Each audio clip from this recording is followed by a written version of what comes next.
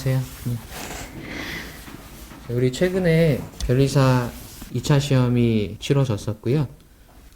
그리고 며칠 전에 200여 명의 새로운 변리사님들께서 최종 합격하셨습니다. 그래서 59회 합격자 3분을 모셨고, 지금 여기 계신 3분은 생동차로 합격하신 분도 계시고, 기득으로 합격하신 분도 계시고, 이제 3년 정도, 그 정도 수험 기간 거치신 분도 계세요. 그래서 최대한 다양하게 이렇게 초대를 해드렸고, 감사하게도 이렇게 응해주셔서 본인의 상황에 맞는 변리사님의 어떤 조언이 참 중요하겠죠. 여기 제 옆에 계시는 이효정 변리사님은 아이 하나, 아이 한 명의 이제 어머니세요. 그래서 어머니 육아도 같이 하시면서 병행하신 분이십니다. 우선 간단하게 이렇게 한 분 한 분 차례로 자기소개 한번 해보도록 하겠습니다. 안녕하세요. 저는 이번 59기 합격자 이효정이고요. 올해 나이는 37살이고 아이가 하나 있는데 아이 3살 때부터 공부 시작해서 올해 6살 됐는데 올해 합격하게 되었습니다. 오늘 이제 제가 3시로 합격을 하게 됐는데 그 분들에게 좀 많은 도움이 됐으면 좋겠습니다. 반갑습니다. 네, 안녕하세요. 저는 이정현이라고 하고요. 수험 기간은 20년 5월부터 22년 7월까지 기득으로 합격했습니다. 선택 과목은 연력학이고 2차 시험 점수는 특허법 55.66점, 상표법 50.33, 민소법 67점으로 평균 57.66점을 합격했습니다. 그리고 저는 작년 동차 시험에 떨어지고 나서 어떻게 공부해야 할지 방황하다가 2차 종합반 1기 먼저 하시고 계신 이주원 변리사님의 추천으로 여기 종합반에 들어오게 되었습니다. 이주원 변리사님 추천으로 종합반 오신 거예요? 네. 여기 왔는데 잠깐 인사할까요? 이주원 변리사님. 이주원 변리사님 저희 학원 물리 강사님이세요. 네. 잠깐 인사 한번 해봅시다. 안녕하세요. 저는 변리사스쿨 물리 강사 이주원이고요. 2차 종합반 1기 출신입니다. 이정현 변리사한테 동차 끝나고 2차 종합반을 추천드렸는데 이 자리에서 볼 수 있어서 진짜 너무 좋고요. 다들 축하드립니다. 깜짝 출연 고마워. 이건 전혀 준비된 게 아니에요. 네, 준비됐으면 정장 입고 왔겠지. 그렇죠? 네. 네, 안녕하세요. 저는 이번 59기 합격하게 된 최승윤이라고 합니다. 운이 좋아서 제가 생동차로 합격하게 됐는데, 저는 1차 기간 때부터 2차 종합반을 들어갔었고요. 그리고, 그래서 2차 종합반 하면서 1차 과목도 같이 공부하고, 그리고 이어서 동차 기간에 2차 종합반에서 운 좋게 합격을 하게 되었습니다. 그래서 전 선택 과목은 저도 연력학을 선택했었고, 2차 점수는 제가 특허법 52점, 상표법이 49.66, 그리고 민소법 75.66을 이렇게 받아서 민소에서 좀 많이 고득점을 하게 돼서 합격을 하게 되었습니다. 네, 지금 자기소개를 마쳤는데요. 네, 각자 수험 기간도 다르고 또 제가 알기로는 방금 생동차 하신 분은 심지어 군대에서부터 준비를 하셨어요. 군대에서부터 준비를 하셨고 그래서 육아를 하신 분도 계시고 군대에서부터 준비하신 분도 계시고 우리 이정현 변리사님은 전업으로 하시고 그렇죠? 다 다양하게 있으니까 좋은 시간이 됐으면 합니다. 제가 이제 합격자 간담회를 하는 이유는 이제 여러분들께 많은 상담 요청을 받거든요. 받는데 저는 이제 장수에서 합격했던 케이스고 그러다 보니까 그런 상담을 참 잘해줄 수 있어요. 하지만 저는 육아를 하면서 공부한 적 없었고 생동차로 합격한 적도 없었고 기득으로 합격한 적도 없습니다. 그래서 각자 경험담이 도움이 될 것 같고요. 그리고 여기 계시는 분들은 전부 저희 2차 종합반 출신이세요. 2차 종합반 출신이십니다.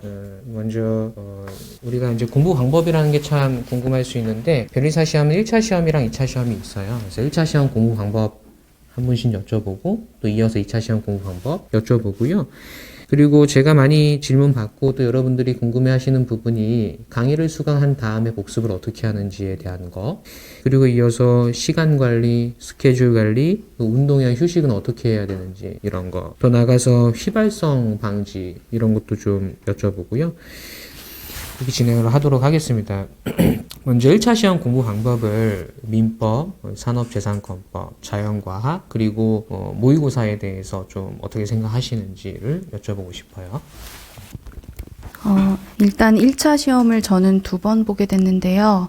처음 시험 준비할 때 모두가 다 민법부터 준비하고 계시는 걸로 알고 있고, 먼저 강의를 저는 일단 시간이 부족했던 사람이기 때문에 강의를 먼저 빨리 들어야 되겠다는 생각이 강했습니다. 그래서 강의를 들었던 순서로는 기본 강의를 듣고, 그다음 객관식 시험이기 때문에 문제풀이 강의 듣고, 그리고 문제풀이 했던 그 객관식 책과 기본서를 계속 회독을 해 나가면서 마지막 2달 내지 3달에는 단권화를 한 그 책을 가지고 계속 회독을 하려고 노력을 했는데요. 그 2달, 3달 마지막 동안에는 그때 최신 판례 강의라든지 최종 정리 강의가 계속 풀리는데 그거를 꼭 놓치지 않으셔야 내가 이제 이 부분에 최신 판례가 많이 나올 수 있는 부분들을 잘 가지고 가실 수 있고, 그런데 종합반에 있으신 분들은 그런 것들을 같이 내가 놓치더라도 체크해 줄 수 있는 장점이 있기 때문에 종합반에서 공부하는 게 되게 장점이 될 수 있었고, 저는 처음 이제 시작을 2019년도에 했는데요. 그때 조현중 변리사님하고 김영남 변리사님께서 종합반을 처음으로 시작하실 때 제가 합류를 하게 됐었는데, 그때 1차 시험을 공부 기본 강의만 일부 맞춰놓고 그 다음에 제가 부진정 동차를 노렸기 때문에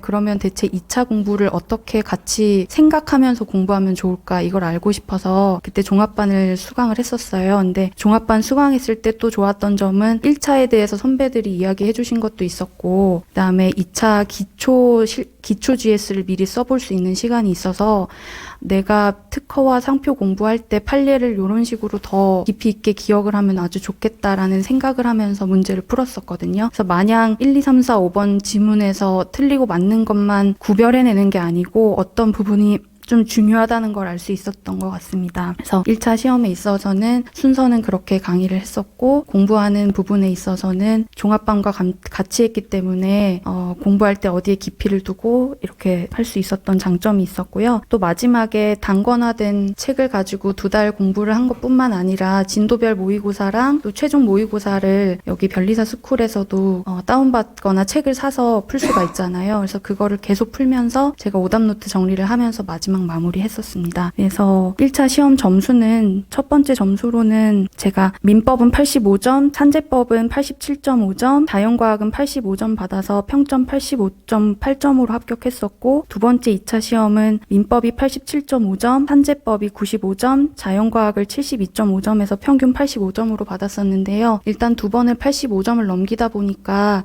2차 시험 공부할 때 그냥 아무런 걱정 없이 시작은 했었던 것 같습니다. 그래서 그 2차 종합반 때 선배님들께서 좀 안정적으로 점수를 받으면 좋다고 말씀해 주셨기 때문에 그냥 놓치지 마시고, 지금 11월인데 시간이 부족하다 생각하지 마시고 그냥 계속 회독을 하시면 저처럼 받으실 수 있지 않을까 생각합니다. 감사합니다. 1차 시험을 2번이나 85점 받으셨어요. 육아하면서, 그쵸? 네. 1차 시험 왕이야, 이 정도면. 그래서 여러분들, 지금 시험 얼마 안 남았잖아요, 1차 시험. 1차 시험 한 100일 정도 남았을 건데, 육아하면서도 이렇게 85점을 받으세요. 그리고 아까 전에 1차 준비하면서 기초 GS 이런 거 쓰셨다고 했는데 제가 아직도 기억이 나요. 지금 옆에 계신 분은 기초 GS를 쓰시면 답이 다 틀려. 답이랑 이제 논점이랑 다 틀리는데, 근데 되게 그래서 제가 물어봤죠. 왜 답이 다 틀리는지. 근데 보니까 이제 1차 시험 아직 합격하지 않은 상태에서 저희 중합반에 오셨던 거고, 그래도 너무 다행이었던 게 국어를 그 2차 종합반 전체 중에서 제일 잘하셨어요. 제가 어떤 말씀을 드렸냐면 답이랑 논점만 맞추면 무조건 합격한다라고 이렇게 말씀을 드렸던 기억이 있어요. 여러분들 글쓰기 실력이 전혀 무관하지는 않다라고 말씀을 드리고 싶습니다.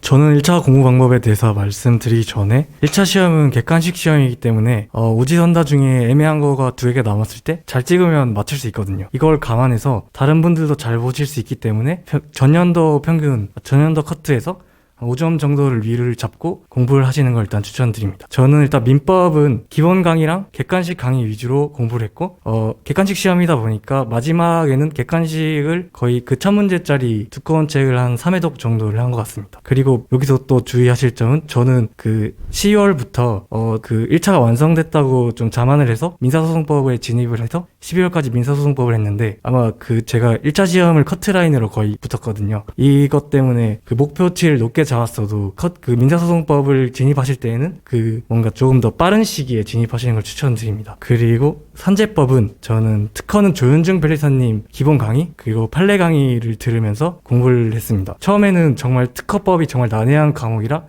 아무것도 머릿속에 남지 않아서 되게 어려웠는데 제가 특허법을 5월 달에 들었거든요. 6월에 이제 이주원 변리사님을 찾아가서 공부를 어떻게 했는지 이제 좀 여쭤봤고, 그분께서 자기 조문 노트를 보여주셨는데, 모든 문장이랑 단어에 밑줄이 3-4번씩은 쳐져 있더라고요. 그러면서 조문을 아예 통달을 하셨더라고요. 저는 그것을 보고, 공부는 저렇게 해야지 합격하는구나 라고 깨달았습니다. 그래서 덕분에 조문 위주로, 그리고 판례 이해 위주로 공부를 하는 방법을 터득했고, 그리고 산재법은 이제 요즘 추세가 디자인법이 좀 어렵게 나오는 추세잖아요. 그래서 보통은 뭐 상표법이나 디자인보호법은 되게 판례 위주나 쉬운 문장 위주로 공부를 하시는데, 특허법, 상표법, 디자인법을 각각 펼쳐놓고 공통되는 절차가 되는 조문을 각각 비교하면서 하여야 한다, 뭐 해야 한다, 뭐 할 수 있다, 뭐 그런 것부터 짜잘한 것까지 다 비교하시면서 외우시는 걸 추천드립니다. 이러면 산법에 대해서 조문 부분은 공부하기 되게 편해지실 겁니다. 자연과학은 제가 물화생지가 사실 좀 베이스가 있어가지고 그냥 기출문제를 위주로 공부했습니다. 1차 시험 점수는 그렇게 고득점은 아니지만 저는 민법 85점, 산재법 80점, 자연과학 62.5로 커트라인에서 한 문제 비로 아슬아슬하게 합격했습니다. 우리 이정현 변리사님은 이주원 변리사는 맛있는 거 사줘야 되겠다. 그래서 1차 시험에서도 이렇게 또 특허 도움 주셔서 감사하고요. 특히 요즘에 저한테 많이 물어보시는 게, 제가 한 100여 명 분들과 함께 조문 스터디를 하고 있고 조문 암기를 강제로 시키고 있는데, 이거에 대해서 필요하냐라는 질문을 많이 받고 있어요. 전혀 계획되지 않았지만 우리 이정현 변리사님께서 조문을 암기해서 도움을 받았다라고 하시는데 너무 고맙습니다. 네, 조문 꼭 암기하시기 바랍니다. 1차 시험에서는. 네. 저도 특별한 공부 방법을 막 말씀드리기보다는 제가 느꼈던 점에 대해서 말씀드리고 싶고요. 전 민법도 기본 강의 듣고 이제 포인트 객관식 책으로 계속 해독을 했었고, 이제 그게 해설이 좀 상세하게 나와 있어서 그 책을 선택을 했었던 것 같고요.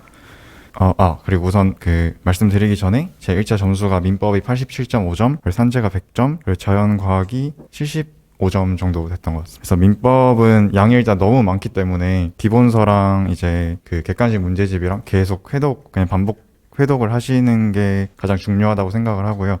그다음 산재법 같은 경우는 아까 이정현 변리사님께서도 말씀해 주셨는데 조문이 진짜 굉장히 중요한 것 같아요. 왜냐면 이제 1차는 제 생각인데 지금 평균만 봐도 알 수 있듯이 좀 수준이 상향 평준화가 되고 있는 것 같아요. 그래서 이제 좀 중요한 판례들이나 그런 걸 내면 다 맞추기 때문에 좀 치사하게 그냥 조문 바꿔서 내는 문제들 비중이 좀 많이 증가하고 있는 것 같은데, 그래서 그런 문제들을 맞추려면 좀 중요하지 않은 내용이라도 그냥 단순 암기하는 것이 조금 필요하다고 생각을 합니다. 그래서 고득점을 하려면 이제 그런 특상디 각각의 조문뿐만 아니라 각각의 차이점이 또 미묘하게 있거든요. 그래서 그런 차이점들도 조금 같이 암기를 해주면 고득점을 하실 수 있지 않을까 생각을 하고, 그리고 강의는 저도 조현중 변리사님, 김영남 변리사님 강의 다 들었었고요. 그다음 자연과학은 또 이제 평균이 올라가는 추세다 보니까 이제 한 과목도 버리면 안 된다라고 말을 하잖아요. 진짜 맞는 말인 것 같고요. 저도 한 과목을 좀 소홀히 했다가 화학에서 3개를 맞았었는데 이번에 다행히 다른 과목을 잘 봐서 조금 선방을 했는데, 혹시나 2과목이 그렇게 미끄러져 버리면 합격하기가 좀 힘드니까 꼭 4과목은 다 챙기는 걸 추천드립니다. 네, 지금 이제 1차 시험 공부 방법에 대해서 말씀을 해주셨고, 우리 1차 시험을 준비하시는 분들이 2가지를 제일 힘들어 하세요. 첫 번째는 하루 종일 민법만 공부한다 라는 거랑, 두 번째는 자연과학 공부할 시간이 없다 라는 질문을 많이 하시는데, 혹시 이거에 대해서 어떤 조언을 해주실 분? 오케이. 산재 100점이에요.